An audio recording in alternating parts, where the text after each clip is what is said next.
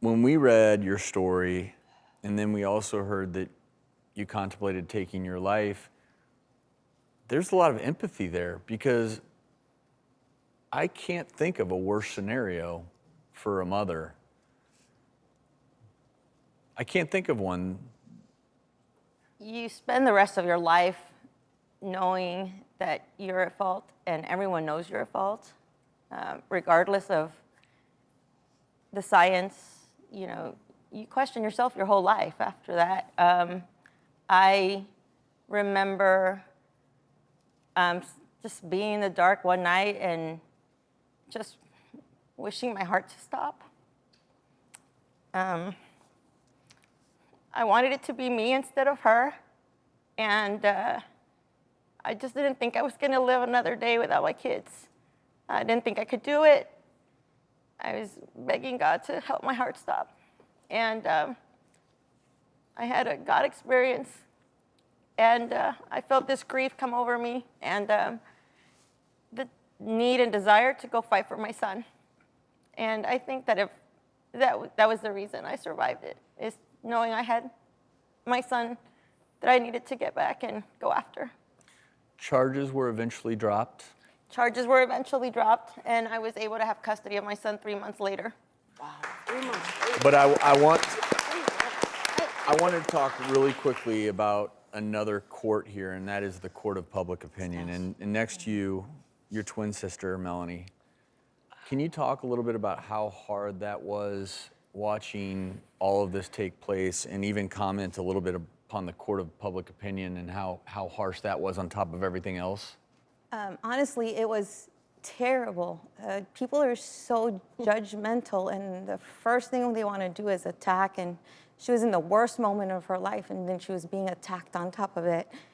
It was hard on our entire family because we knew her to be a loving parent. She was beautiful with her kids, and so it really changed my whole perception. I was naive until then. I thought people were great. I was a very expressive external personality. I said hi to everyone, and it turned me into a very guarded. I was afraid to talk about her because I was afraid that they would automatically judge our whole family, and so I wanted to protect her all the time.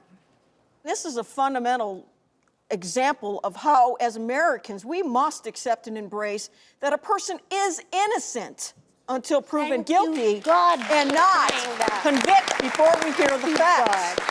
Because that happens all too much in the press. Everywhere you look, you're guilty before you even let the people know what's going on. That's why we live in a great country with our system of justice. It didn't seem fair at the time, but in the end it did work out. And we all have to start out with the presumption of innocence. And you're a judge who has put many people in prison over the years, but I love that you hearken back to the principle. Everyone is innocent until proven guilty. And Tania, I mean, I am so glad that the charges against you were dropped. And I know it took a tremendous toll on your life. You had to move, you had to change your name. But now you're trying to turn this into a message to educate and empower. Can you tell us about that? I'm very open about sharing my story now because I think education is important. And there's a lot of us. There's 800 families that have been through this at this point. And, you know, I want to inspire and motivate them as well to create action. But I've had things thrown at me. I've been told I should be killed in the same way my daughter was. I've been called all kinds of names. And it continues to happen even to, like, I see it every time there's a new story. I'm forwarded that story.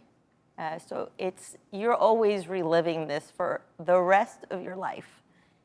So that's why I spent many years cocooned, in a sense, afraid of this part of my life. To your point, I moved, I changed last names, I've done all kinds of things to kind of guard not only myself, but my son, who's grown up to be an amazing human being, who's very empathetic.